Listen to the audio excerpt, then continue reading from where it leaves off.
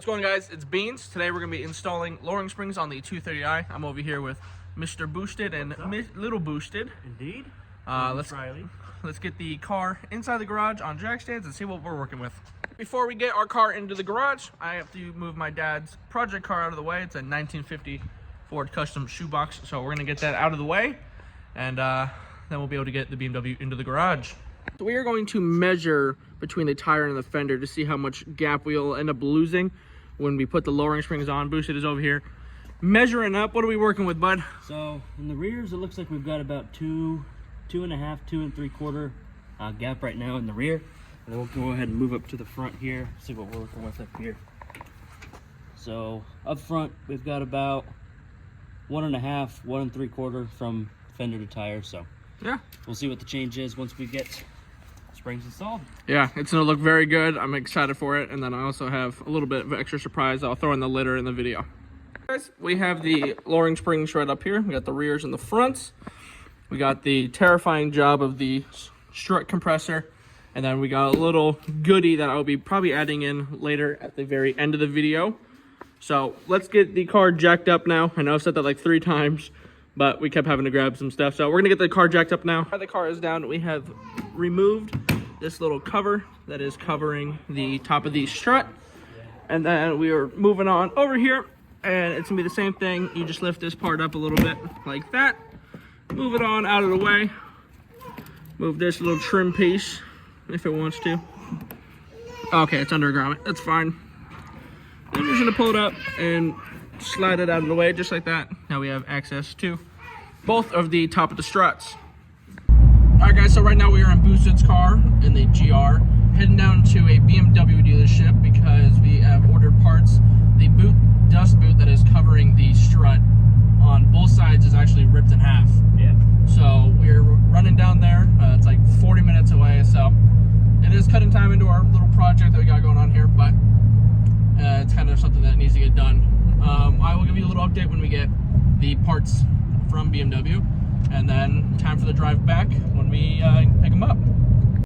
All right, guys, so following that clip from Beans, we just got back from the parts store at BMW. We got these new boots that we're going to be putting in. Right now, we didn't really get to record too much because we were trying to make sure that everything was going accordingly.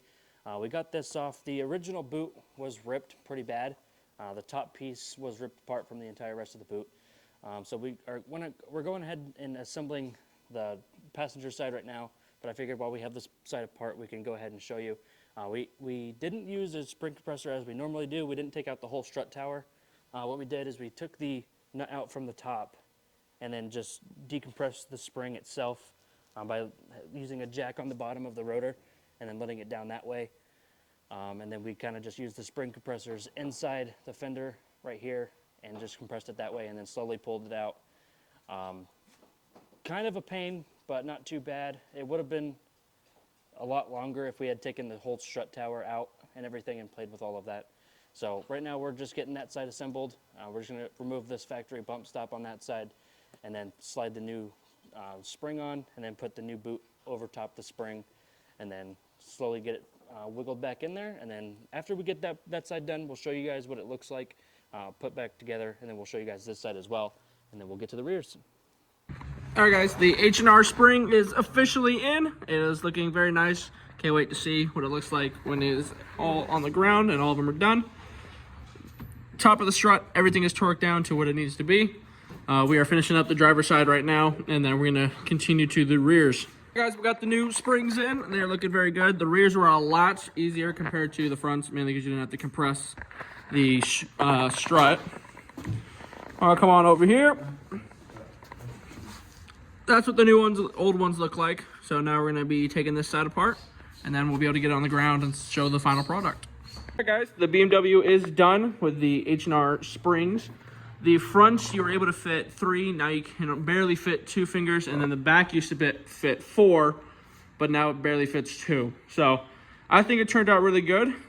It rides very nice. I think it turned out really nice. One thing I wanted to say, we had to do no modifications, so no rolling of fenders, any type of cutting or trimming.